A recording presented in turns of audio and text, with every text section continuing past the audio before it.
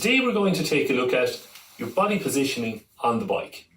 And that's where it relates to your saddle height, your handlebar height, and the reach from the saddle across to the handlebars. Now the first place we'll start is to look at your saddle height. And a good way to gauge what height your saddle should be and get you in the ballpark if you're having the right position is to put your heel on the pedal and pedal backwards, and just at the bottom of the pedal stroke with your heel on the pedal, your leg should be fully extended and your knee should be fully locked out. By having your saddle set like this, it means that when you click in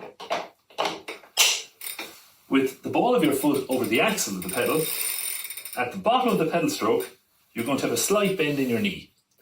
And that's going to be more efficient, it's going to be more comfortable, and it's also going to prevent injury.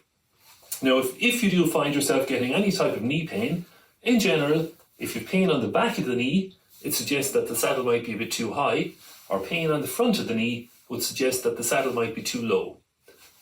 The next thing we'll look at is the reach from the saddle across to the handlebars.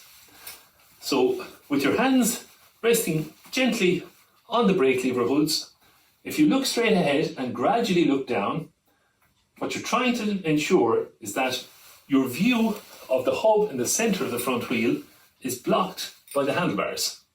So when you look down like that, you shouldn't be able to see the hub because the handlebars are blocking it out. If you can see the hub, if it's in front of the handlebars, it means that your reach is too short.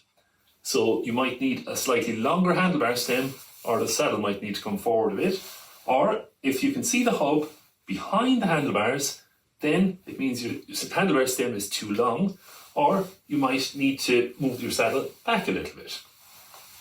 Then, as regards the handlebar height, what you're looking out for there is that with your hands on the brake levers, when you move it up on top of the handlebars and down onto the drops and back up and here, you should have little or no movement in your shoulders. If the handlebars are too high, when you go from the brake levers up on top of the bars, what can often happen is that your shoulders get pushed back like that. So if the handlebars are too high, you go here to here, but it pushes your shoulders back, and that can cause pain across the back of your neck and across your shoulders.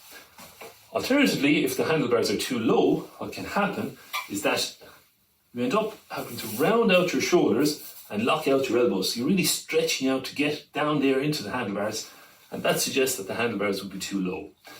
So ideally, the perfect position is that when you have your hands on the brake levers, you should have a slight bend in your elbows, and that when you move from the brake levers up on top of the bars, out the brake levers and down onto the drops, that you do little or no movement in your neck and shoulders.